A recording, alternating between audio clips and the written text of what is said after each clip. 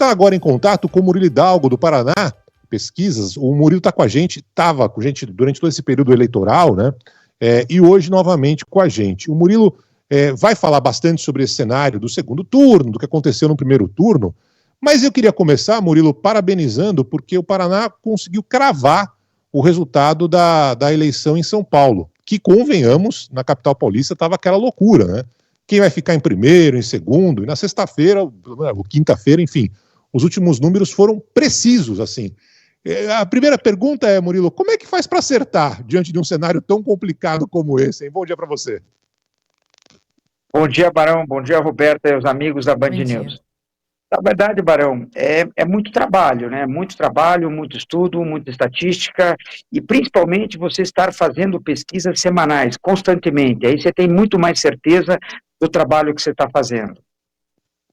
Sim, mas se a gente compara com as últimas eleições, Murilo, as pesquisas conseguiram mapear de forma muito mais próxima, né? Muito mais precisa, inclusive nos cenários gerais mesmo, em todo o país, o desenho dos resultados que a gente teve, bem diferente das últimas eleições.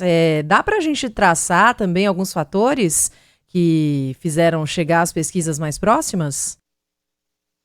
É que, assim, não falando em facilidade e em dificuldade, mas as eleições municipais para os institutos relativamente mais simples, eu diria mais simples, menos complexas do que as pesquisas nacionais, né, Roberta?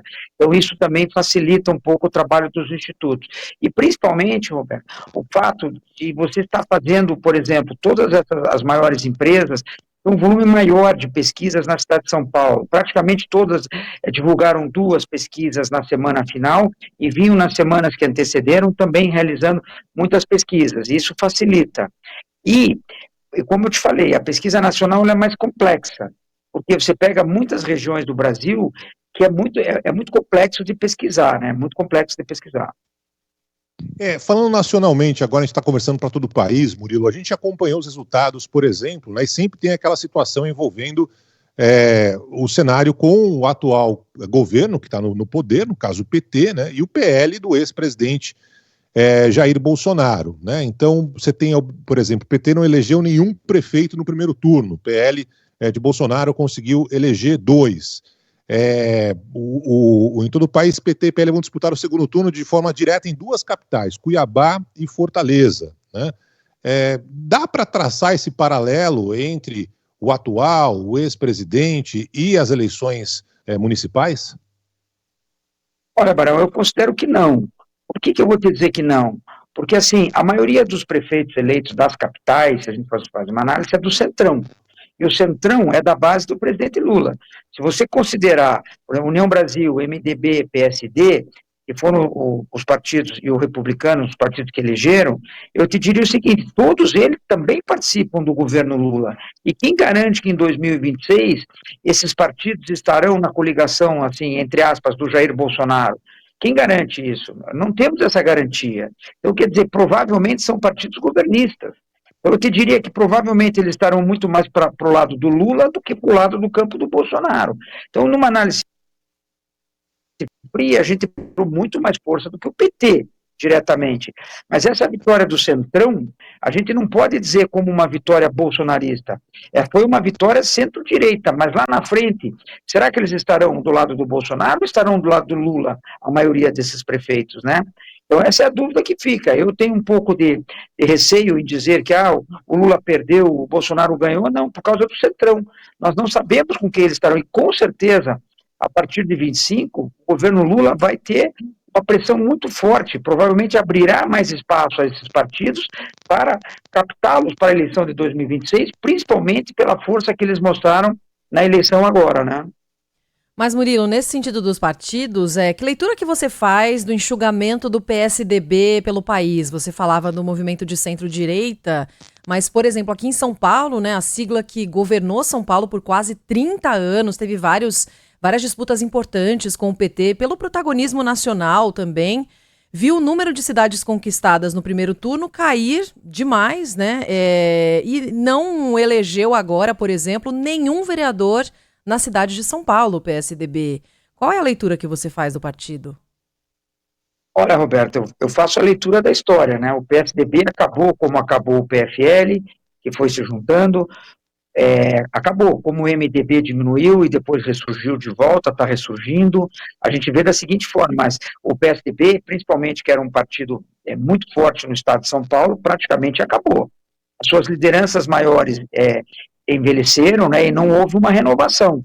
Isso prova que se o partido não renovar, vai ficar para trás. E o PSDB é um reflexo disso. É muito difícil para o PSDB, não só a nível de São Paulo, como a nível de Brasil.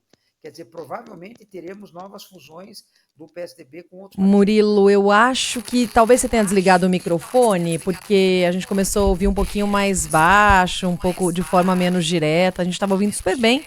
E agora na explicação sobre o PSDB, no finalzinho aqui, começou o áudio a ficar um pouquinho prejudicado.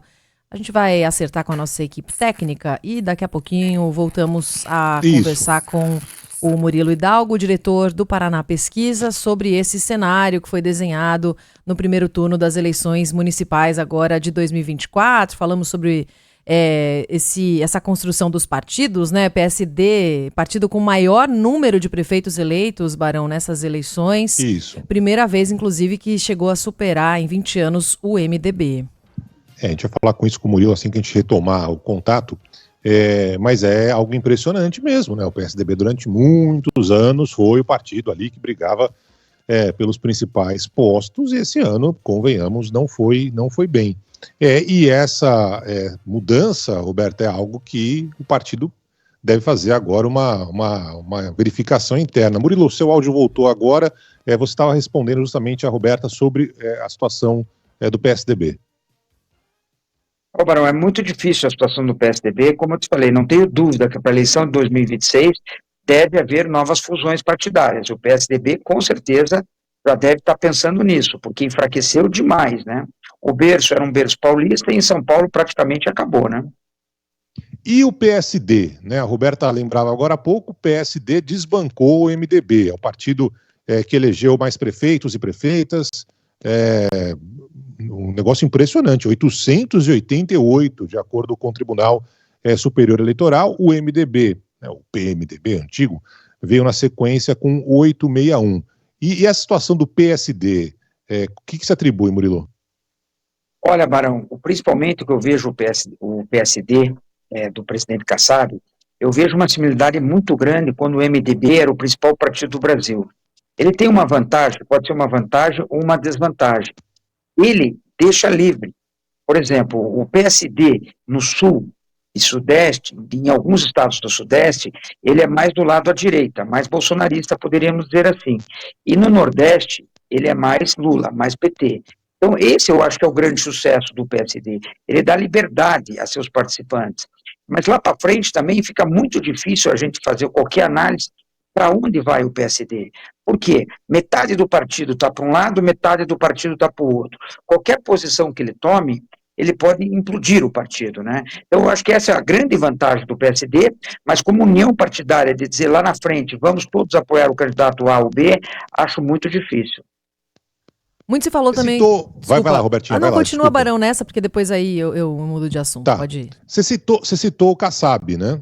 Como uma figura, evidentemente, que ganhou muita força. O Kassab é um articulador político importante, histórico, né?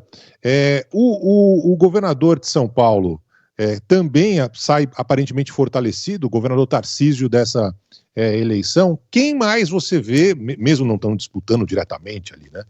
Quem mais você vê no cenário que saiu fortalecido em meio a ao resultado de ontem, Murilo? Olha, Barão, só voltando no Kassab, né? Você vê a força dele, né? Ele levou o Ricardo Nunes ao segundo turno em São Paulo, com apoio mais de centro-direita. E no Rio de Janeiro ele leva o Paes à vitória no primeiro turno, mais aliado ao presidente Lula. Esse eu acho que é o grande capital político do Kassab, essa habilidade que ele tem. Voltando, eu acho que o governador Tarcísio mostrou muita força e se credenciou muito, já em ter levado o Ricardo Nunes ao segundo turno, seu candidato, como se vencer em São Paulo vai mostrar muita força. Aí você pensa assim, quem fragilizou um pouco, se a gente analisar sobre esse cenário, foi o governador Romeu Zema, né, onde o seu candidato em BH chegou em terceiro, e com percentuais muito baixos, né, que ficou nesse momento um pouco ruim para ele. Já Ratinho Júnior coloca o candidato dele no segundo turno, o Eduardo Pimentel, o Caiado leva seu candidato ao segundo turno contra o PL, vai ter uma dificuldade muito grande, porque ele pode criar rixa com o ex-presidente Jair Bolsonaro nessa eleição em Goiás, já que ficou União Brasil, o candidato dele, contra o candidato do Bolsonaro, e do lado da esquerda, por enquanto, é o Lula. Não te diria que temos vencedores e nem perdedores. Agora, quem mostrou muita força como um possível sucessor é o prefeito João Campos, né? O prefeito João Campos mostrou muita força, né? Sim. O Murilo, e muito se falou ao longo das campanhas também sobre a taxa de abstenção. No momento em que a gente teve registro de aumento da violência política, falta de discussões, a gente conversava até na semana passada aqui com o nosso colunista Renato Meirelles, que trazia dados da violência política e relacionava a falta de participação dos eleitores e de vontade de participação desses eleitores nas eleições. Questionava se isso poderia diminuir a votação e o crédito mesmo que os eleitores dão aos candidatos. A taxa de abstenção foi a mesma que era esperada nas pesquisas? Sim, as mesmas. E eu te digo, Roberta, que cada vez tende a ser maior a abstenção.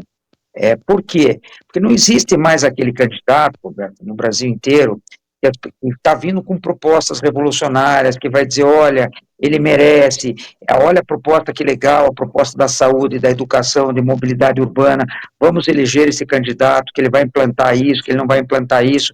As campanhas eleitorais viraram ringues, né? Viraram ataques. Então, na verdade, hoje ficou muito pobre. Para o eleitor, ele pode achar divertido num primeiro momento, ele acha divertido, mas no segundo momento, quando ele vai votar, ele perde o interesse, porque ele não vê mudanças, né, que possam ocorrer. Exatamente. Agora, evidentemente que a gente não pode passar sem falar da situação do Pablo Marçal em São Paulo, que ficou famoso nacionalmente, né? Era alguém que pouca gente conhecia, além das redes sociais, ele quase foi para o segundo turno com uma campanha, no mínimo, atípica do que a gente está acostumado a acompanhar. Dá para imaginar, Murilo, que esse vai ser um padrão agora seguido por outros que pretendam algum cargo público, algo que veio para revolucionar, digamos assim, o modo de fazer campanha política, ou é um caso isolado? O que você imagina? Olha, Barão, eu vejo como um caso isolado. Porque ele era um candidato único, um candidato diferente, né, que tinha uma rede social muito forte, e por ser um ex-coach. Então, na verdade, eu vejo como um caso isolado, o do Pablo Marçal. Agora, a dúvida que fica é o seguinte, o Pablo Marçal, mesmo perdendo a eleição em São Paulo, ele se tornou um player nacional muito forte. Se ele não for, eu te diria, se ele não sofreu uma punição pelo TSE destrangível pelo fato de sexta-noite do atestado, ele é um player muito forte, tanto para o governo do Estado, quanto para o Senado, quanto para o presidente da República. Quer dizer, vamos ver os próximos passos quanto ao Pablo Marçal. Mas eu te diria que isso não deve virar moda e não vai virar moda na política, porque ele é único. Não vejo isso. Porque na eleição pelo Brasil inteiro, nas capitais, só tivemos o caso de São Paulo. Nenhum caso teve violência, partiu-se para isso, né? Simplesmente era política pela política, existiam agressões, acusações, mas nunca o ponto que a gente viu, né? Sim, ainda sobre Pablo Marçal, em São Paulo, mas, enfim, teve repercussão nacional.